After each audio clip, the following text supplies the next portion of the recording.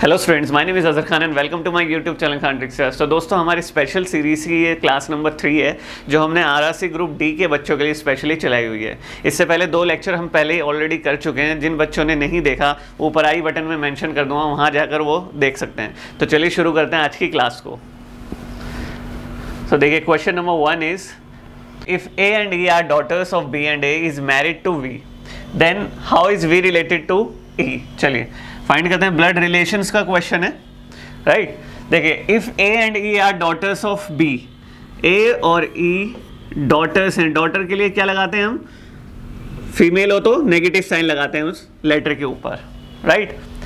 और ये किसकी डॉटर्स हैं? बी की। तो ये बी की डॉटर्स हैं।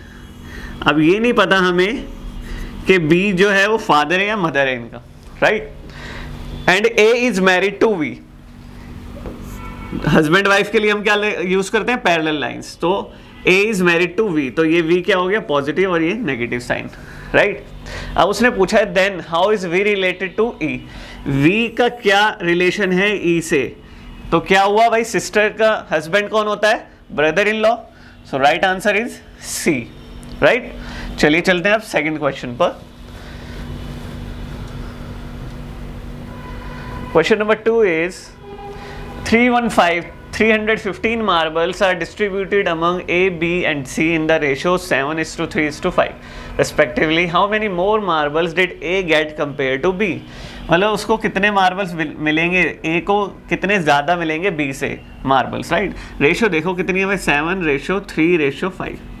आप सिंपल देखिए, यहाँ पर ही डिफरेंस देख लीजिए कितना है। A और B में डिफरेंस कितना है? 4 का। तो आप क्या करिए? 4 को यहाँ पर रख दीजिए और डिवाइड में इन तीनों का, क्योंकि डिस्ट्रीब्यूशन इन तीनों के बीच हुआ है ना, तो इनका एडिशन कर दीजिए 15, मल्टीप्लाई कर दीजिए टोटल मार्बल से 315। तो सिंप्लीफाई करेंगे 15 1 जा 15, 2 1 4 1 जा 4 4 84। सो राइट आंसर इज 84। क्लियर है? चलिए क्वेश्चन नंबर 3 पर चलते हैं। देखिए, फाइंड द ऑड वन। आपको देखिए, जब भी आप वीडियो लेक्चर देखें, खासकर रिकॉर्डेड लेक्चर, क्योंकि रिकॉर्डेड में टीचर क्या होता है? स्टॉप नहीं होता। आप क्या कीजिए? वीडियो को पॉज कीजिए, सबसे पहले आप सॉल्व कीजिए, क्योंकि केवल 17 दिन बाकी हैं और 17 दिन में आप हर एक क्वेश्चन के एक्सपर्ट बन जाने चाहिए मेरे अकॉर्डिंग। तो राइट, सो ये मेथड फॉलो करना चाहिए हमेशा वीडियो लेक्चर देखते हुए। चलिए, यहाँ पर ऑड वन आपने फाइंड ही कर लिया होगा मेरे से पहले ही।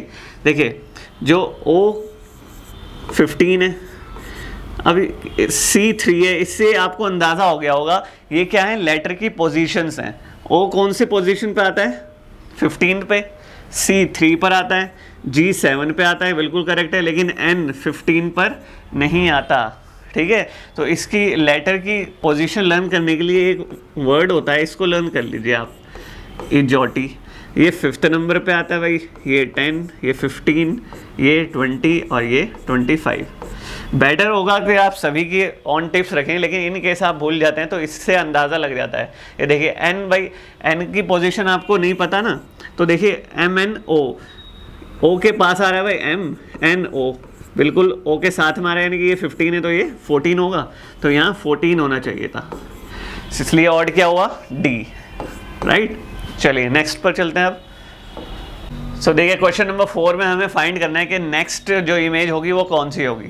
ऐसे क्वेश्चन बहुत आते हैं आरआरबी रेलवेज ग्रुप डी में, तो ऐसे क्वेश्चन ज़्यादा से ज़्यादा करो, 5-6 मार्क्स इसी से मिल जाते हैं आपको ईजिली, वो भी, ठीक है। बहुत जल्दी क्वेश्चन सॉल्व हो जाते हैं।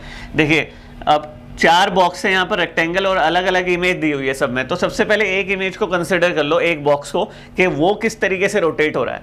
देखिए यहाँ पर 2 प्लस हैं भाई, प्लस माइनस, ये वाली शेप है, प्लस माइनस है ना। अब जब ये इस साइड यहाँ पर रोटेट हुई तो ये एक प्लस सिंगल बन गया भाई, प्लस माइनस।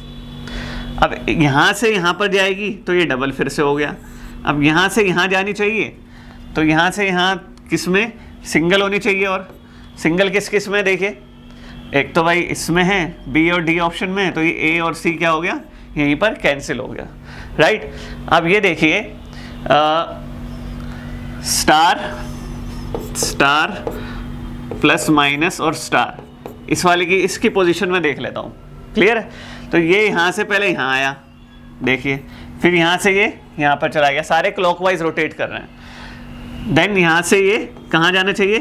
यहाँ पर आना चाहिए नेक्स्ट में हमारे, तो किस में आ रहा है, डी में सिर्फ। So right answer is D. Clear है, सिर्फ दो इमेज से हमें, दो बॉक्सेस से ही पता चल गया कि राइट आंसर कौन सा होगा। और इजी और करने के लिए वो सिर्फ एक इमेज से ही पता लग जाता है कि कौन सा आंसर है। वो एग्जामिनर के अकॉर्डिंग होगा, वो क्या चाहता है आपसे, कि वो इजी देना चाहता है आपको या टफ देना चाहता है। देखिए भाई, 4x² + kx + 5 is divisible by x + 1, the same expression is also divisible by. देखिए पॉलिनोमियल का क्वेश्चन है, स्कूल के लेवल का क्वेश्चन है, स्कूल में आपने किया होगा। जब भी कोई नंबर डिविजिबल होता था किसी एक्सप्रेशन से, अलजेब्रिक एक्सप्रेशन से, तो उसमें क्या होता था भाई, किसी एक पॉलिनोमियल दूसरे पॉलिनोमियल से जब डिवाइड होता था तो क्या होता था, रिमाइंडर थ्योरम लगाते थे हम। तो ये था भाई हमारा px होता था, हम मानते थे, और इसको हम क्या मानते थे, gx, x + 1। जब ये इससे डिविजिबल है तो ये क्या हो जाएंगे, दोनों इक्वल टू 0 रख के, तो x की वैल्यू क्या हो जाएगी, -1, और ये -1 हम यहाँ रख देते थे k की वैल्यू निकालने के लिए।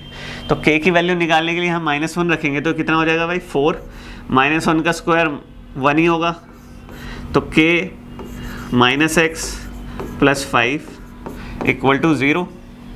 क्लियर है जी। अब देखो 4 + 5 9 - k यहाँ 1 आएगा, = 0, तो k क्या हो गया, 9 आ गया।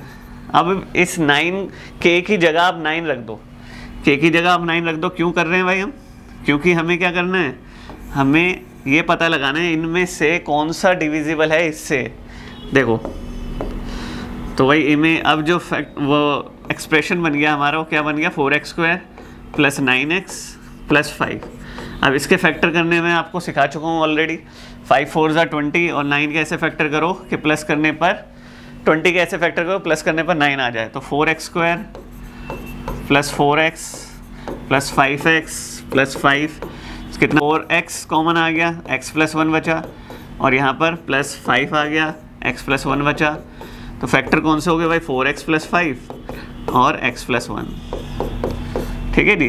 तो ये कि कोई एक फैक्टर ऑप्शन में गिवन है भाई, 4x + 5, तो ये नंबर क्या हो जाएगा, इस नंबर से डिविजिबल हो जाएगा। करेक्ट है।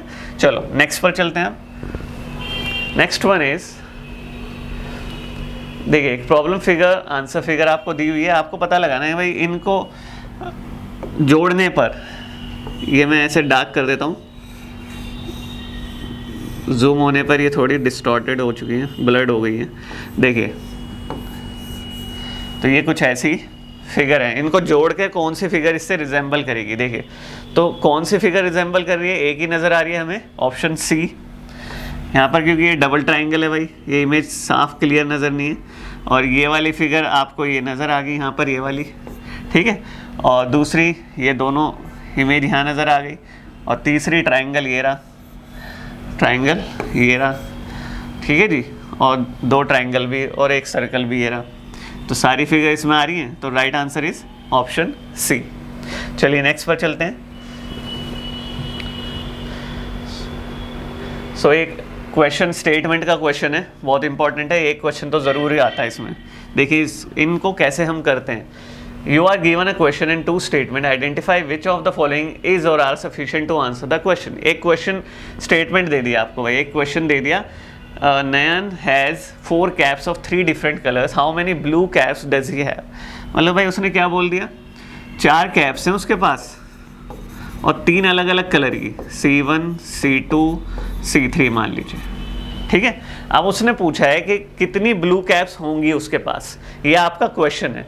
अब इस क्वेश्चन का आंसर देने के लिए आपको स्टेटमेंट देखनी है और ये बताना है कि कितनी स्टेटमेंट कितनी स्टेटमेंट से इसका आंसर दिया जा सकता है, 1, 2 या दोनों या एक भी नहीं, इस तरीके से आपसे वो क्वेश्चन पूछता है। देखो पहली स्टेटमेंट देखेंगे, Nayan has 2 white caps.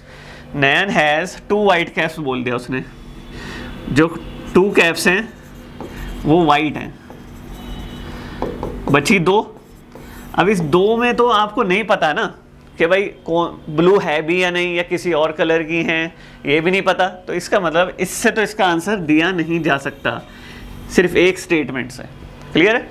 Next, the number of blue caps he has is the same as that of beach caps.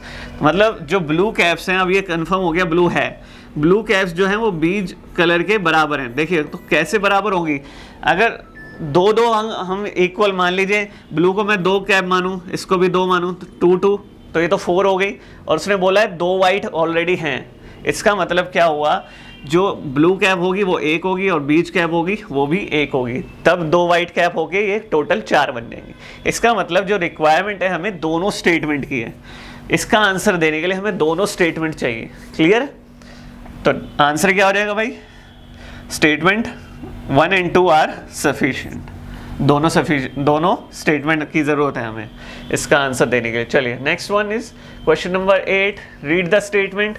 देखिए अब ये स्टेटमेंट और कंक्लूजन की है। स्टेटमेंट एंड कंक्लूजन में देखिए नैना आस्क स्टेटमेंट दी हुई है, नैना आस्क फॉर पेन फ्रॉम माही। एक क्वेश्चन इसका भी आता है भाई, एक क्वेश्चन कंफर्म लिख लो, एक क्वेश्चन जरूर आएगा इसका कंक्लूजन। तो देखिए नैना आस्क फॉर पेन फ्रॉम माही, भाई स्टेटमेंट है नैना ने माही से पेन मांगा, नैना ने माही से पेन मांगा, तो क्या क्या पॉसिबिलिटी हो सकती हैं, कंक्लूजन हम इसका निकाल सकते हैं। Naina does not have a pen, हो सकता है कि नैना के पास पेन ना हो, पॉसिबिलिटी है भाई, है ना। Naina wants to write something, obviously वो पेन मांग रही है तो ये भी पॉसिबिलिटी है कि वो लिखने के लिए कुछ लिखना होगा उसको, इसलिए मांग रही है। तो दोनों कंक्लूजन क्या होंगे, फॉलो करेंगे इस केस में जब नैना पेन मांग रही है माही से। तो इसमें भी both the conclusion follows, right. चलिए next one is question number 9। A year ago, Akash's father's age was 9 times that of Akash. After 3 years, his father's age will be 5 times that of his age. How old will be Akash next year? देखिए जितना कम से कम आप लिखेंगे उतनी ही जल्दी question solve होगा, ठीक है। सो आप क्या मान लो भाई, ऐसी जब भी वर्ड प्रॉब्लम आए ना, देखो सेफ मेथड तो जनरल मेथड ही है इसका, क्योंकि आपको नहीं पता कि किस कॉन्टेक्स्ट में वो आपको ऑप्शन दे रहा है, राइट। अगर ये पूछ ले भाई उसकी 5 साल बाद एज होगी, कंबाइंड एज कितनी होगी, दोनों की एज मिला के कितनी होगी या घटा के कितनी होगी, तो वहाँ मुश्किल हो जाता है ऑप्शंस पर हमारा डायरेक्ट जाना। तो ऐसे क्वेश्चन को डायरेक्ट आप ऑप्शन पे ना जाएं, स्विच ऑन ना करें, जो मेथड है कॉमन जनरल मेथड है उसी से सॉल्व करें, उससे भी हार्डली आपका ज़्यादा टाइम नहीं लगेगा। देखिए अगर आपकी स्पीड अच्छी है तो मैंने जब भी वर्ड प्रॉब्लम में करवाता हूँ ये बोलता हूँ कि भाई जो दो चीज़ों के बीच में रिलेशन होता है, जो बाद में चीज़ दी हुई है उसको आप एक्स मानो। देखिए यहाँ फादर्स एज से पहले यहाँ बाद में आकाश दिया हुआ है, इसका मतलब आकाश की एज को आप लेट करोगे। आकाश की एज 1 साल पहले, अगर आज x है तो 1 साल पहले x-1 होगी, तो x-1 मैंने यहाँ पर लिख लिया, ठीक है जी।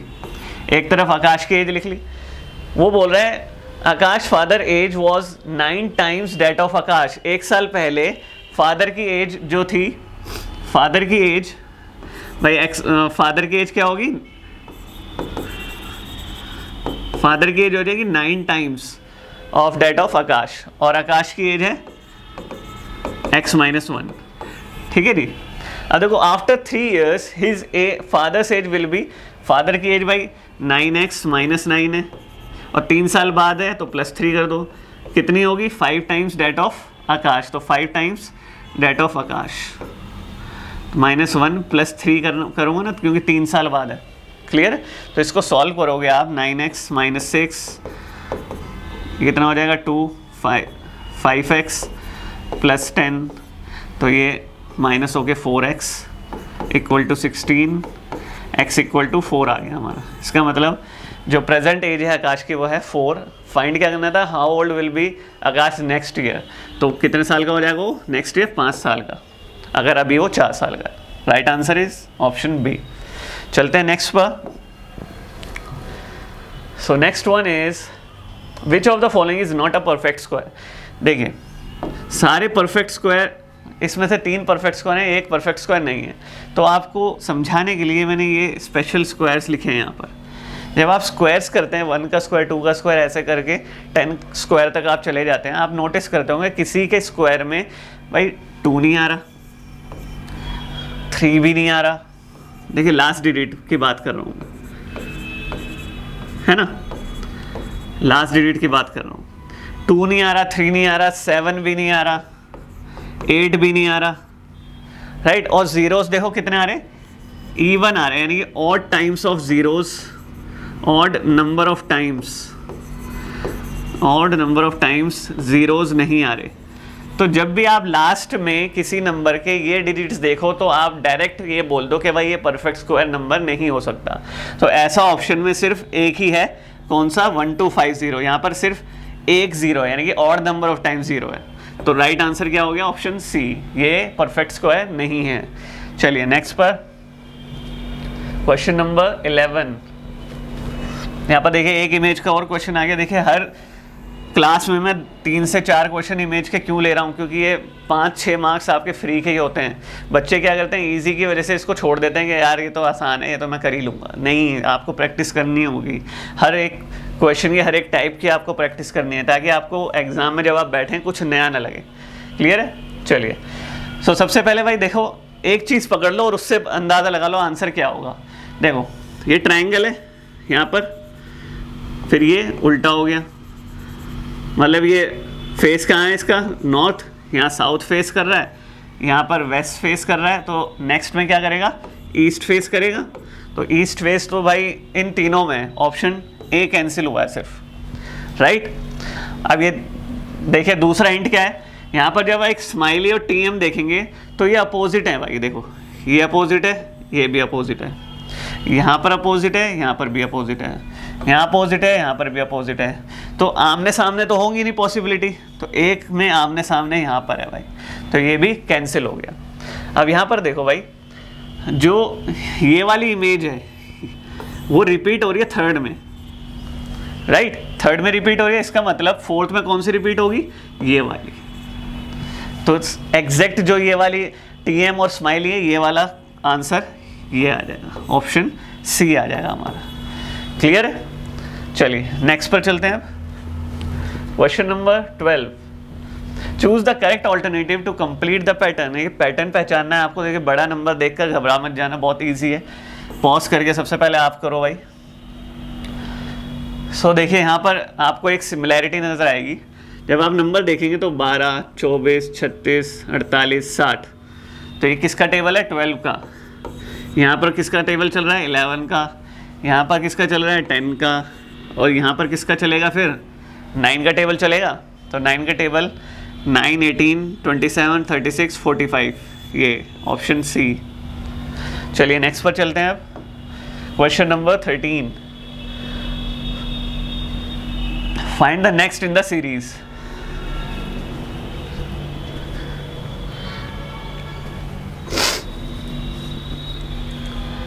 सो 31, 38, 44, 51, देन नेक्स्ट आपको नंबर फाइंड करना है। देखिए डिफरेंस कम है तो हमेशा आप क्या देखिए, ऐड देखिए, क्योंकि नंबर इंक्रीज हो रहा है और डिफरेंस कम है तो हमेशा एडिशन देखते हैं। भाई कितना बढ़ रहा है, +7।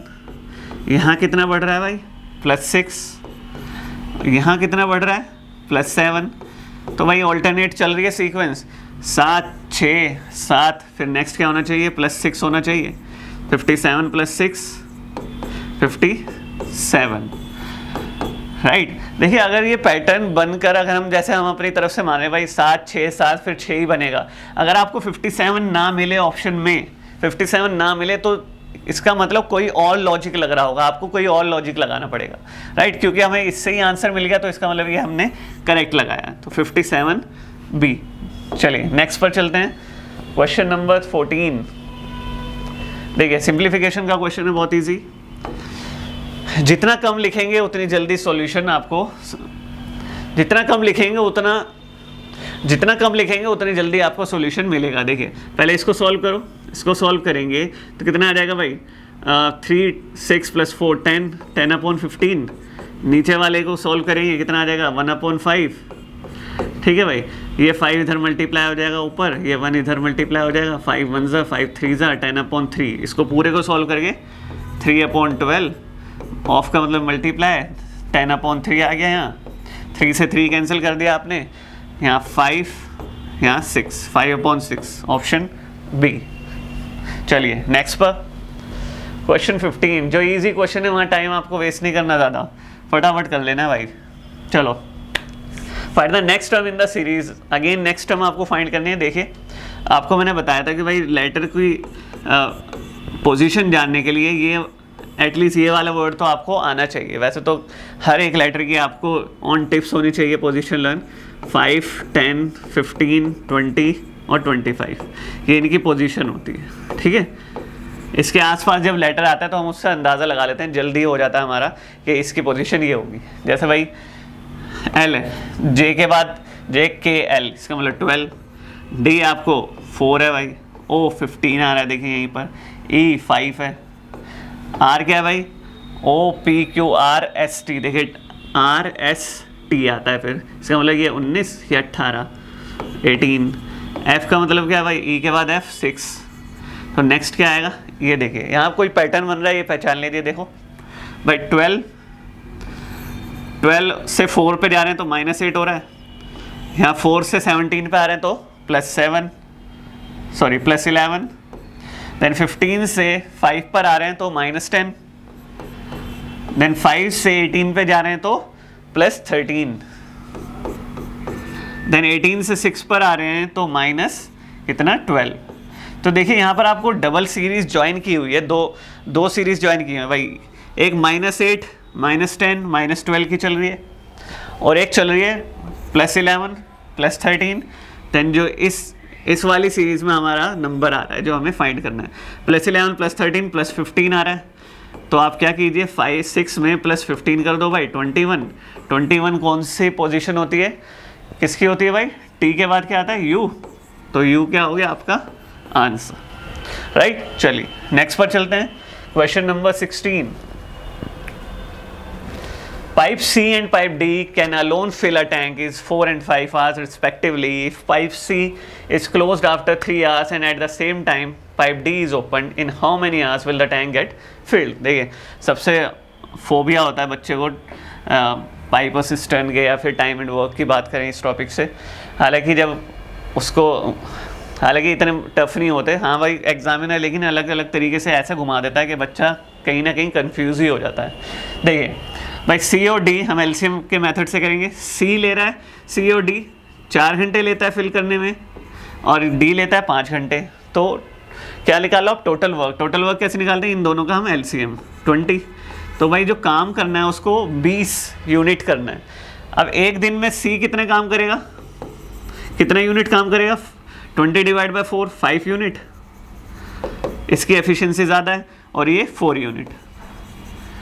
अब आप ये देखिए, if pipe C is close after 3 hours, मतलब पाइप सी को 3 घंटे बाद बंद कर दिया गया, अगर उसको अकेले खोला तो 3 घंटे तो उसने टैंक को फिल किया है ना, तो 3 घंटे तो उसने काम किया, 1 घंटे में वो 5 यूनिट कर रहा है, 3 घंटे में कितने करेगा, इंटू 3, 15 यूनिट तो उसने फिनिश ही कर दिया। 20 में से 15 यूनिट उसने काम कर लिया, अब कितना बचा, 5 यूनिट। अब ये जो 5 यूनिट करना है वो किसको करना है, and at the same time pipe D is open, ये 5 यूनिट करना है डी को। तो भाई 1 आवर में 4 यूनिट करता है 1 घंटे में, 1 आवर में, कौन, डी। 1 यूनिट कितने में करेगा, 1/4 आवर, और कितने यूनिट निकालनी है, 5 यूनिट, तो इसको 5 से मल्टीप्लाई कर दो, आंसर क्या आ गया, 5/4 आवर। तो देखिए 5/4 आवर का मतलब क्या होता है, 1.25 hours, right answer is B. Clear है। चलिए नेक्स्ट पर देखिए, डिटेल में जाने की ज़रूरत नहीं है क्योंकि हम सैम्पल पेपर एक तरीके से सॉल्व कर रहे हैं, डिटेल में जाएंगे तो 4-4 घंटे हमें 20 क्वेश्चन करने में लग जाएंगे, राइट।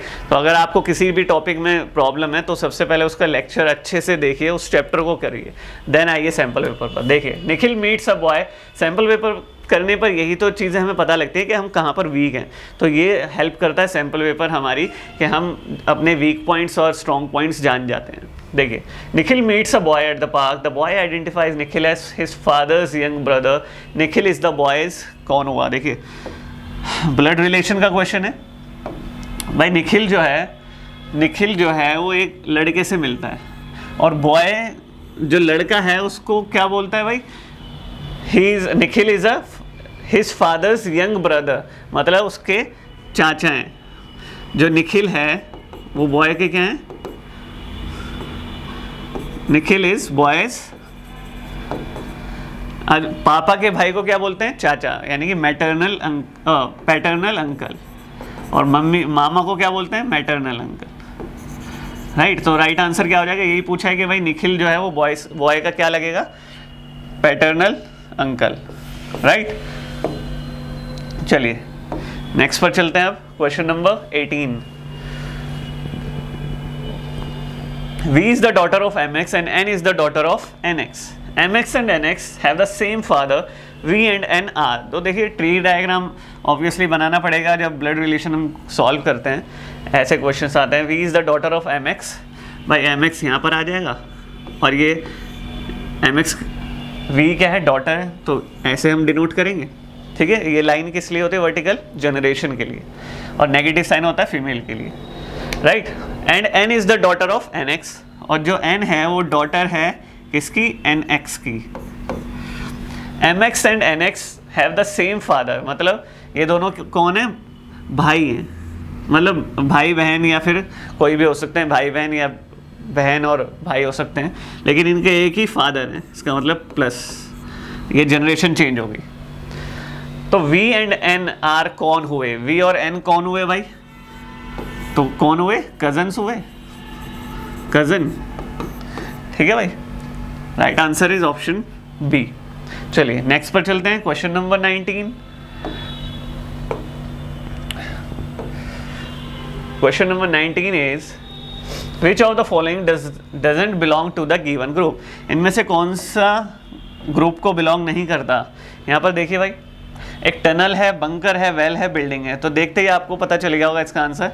भाई एक सरफेस है, मान लो अर्थ सरफेस है, ये सभी क्या है, टनल नीचे होती है, बंकर नीचे होता है, वेल भी नीचे ही होता है, लेकिन बिल्डिंग कहाँ होती है भाई, खड़ी होती है ऊपर। तो ऑड वन कौन सा हुआ, बिल्डिंग। कोई और लॉजिक से अगर आप सोच रहे हैं तो वो भी शायद ठीक होगा, लेकिन आंसर बिल्डिंग है इसका। चलिए next question is last question of the day. A fraction is added to 7/3 gives 4, the fraction is. चलिए भाई किसी फ्रैक्शन को 7/3 में ऐड किया गया, x मान लो, तो आंसर आया 4, तो x क्या आ जाएगा, ये इधर माइनस चला जाएगा, 4 माइनस 7/3 12, 5/3, आंसर क्या आ गया 5/3, यानी कि 1/2/3 नेक्स्ट फ्रैक्शन में दे दिया, राइट। सो ये थी हमारी क्लास नंबर 3। अगर ग्रुप डी के बच्चे मॉक टेस्ट के लिए देख रहे हैं कि कहाँ मॉक टेस्ट दें, तो हमारी ऐप खान ट्रिक्स्टर ऐप वो गूगल प्ले स्टोर से इंस्टॉल कर सकते हैं, और यहाँ पर आपको मिल जाएंगे ढेरों मॉक टेस्ट। यहाँ पर जाकर आप प्रिपेयर कर सकते हैं और एनालाइज कर सकते हैं अपने आप को कि आप कहाँ स्टैंड कर रहे हैं, राइट। सो आज की क्लास में सिर्फ इतना ही। अगर वीडियो पसंद आए तो लाइक और शेयर जरूर करें, और चैनल को सब्सक्राइब करना ना भूलें। बेल आइकन को जरूर प्रेस कर लें ताकि एक भी नोटिफिकेशन आपसे मिस ना हो। Thank you so much for watching the video.